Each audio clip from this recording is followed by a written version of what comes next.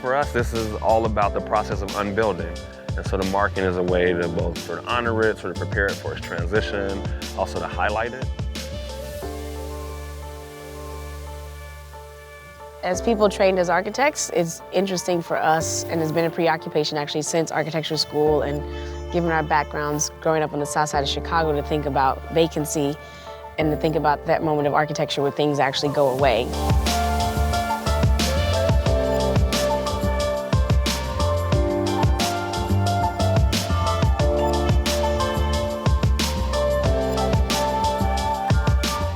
How do you make something precious, or how do you honor something that's gonna go away, or how do you not take for granted that it's gonna go away? But also, how do you bring very uncomfortable conversations about inequity, you know, the current mood that the entire country is in about disparities and polarities.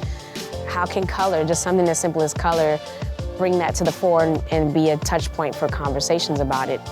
Just the act of coming out here and doing something to the building creates that platform for those conversations.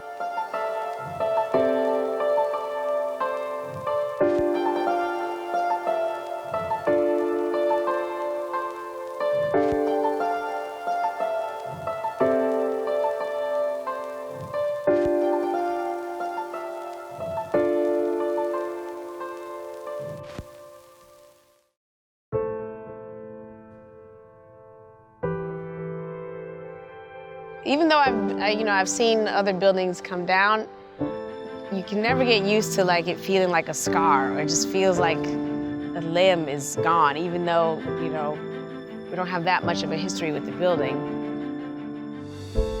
As part of a community of people that are trained to build things as architects, like, how do you resist that urge to just add? Like, now it's gone, what could go there?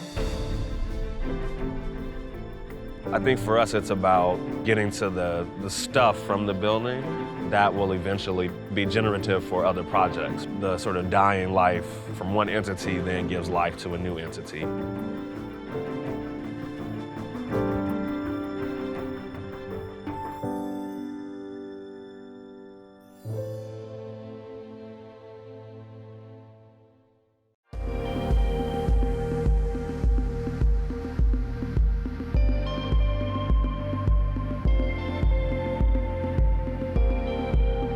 So on the surface, it seems kind of very banal, like a stack of bricks, and then the stack of bricks gets stacked, and then they get sent somewhere else, right? But the idea that the building may be gone, but the materials never end.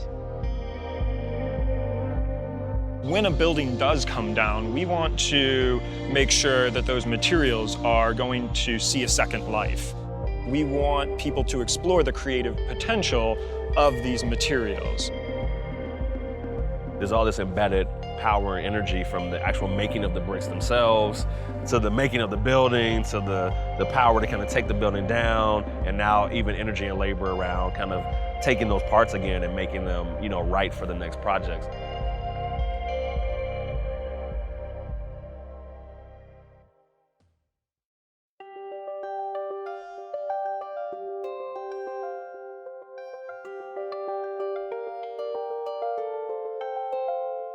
I think there's a tendency for us to look at the hard and built elements of the project, but the shaping phase allows us to think about the greenscape and to think about the landscape differently too.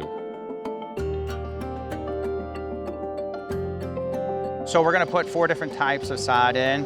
It's warm season and cool season grasses for different variations of color and texture. We're shaping the sod rows as an arc, like a topographical map, so you can see the different contrast and the rows. So just a very subtle kind of marking, and then lay this kind of groundwork for it to potentially be something else going forward.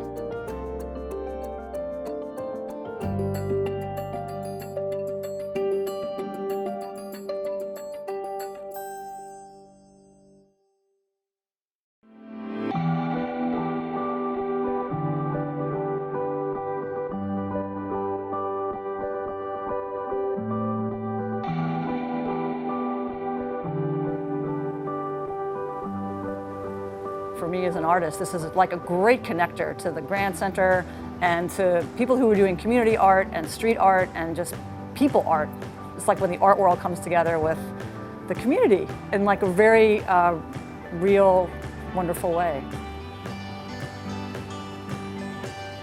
I'm hoping this project will enlighten folks to see the things around them differently, to see the potential in the trash or the rubble or the things that might normally be tossed or considered to be trash, raw material to be used to make something new and useful again. What we're doing is creating both a stage and a contemplative space. We want to bring intimate cultural events to our backyard so that people can attend. Tilly's Corner is a lot of kids that go and hang out there.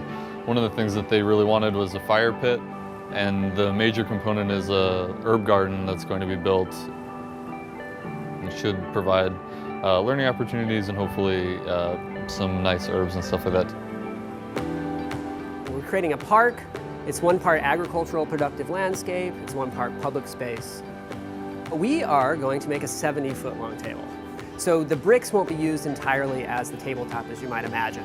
I think after our discussion today, we've decided that perhaps we're going to make a series of bollards that will kind of be used as a place to sort of have a table that's there sometimes and have a table that's not there sometimes.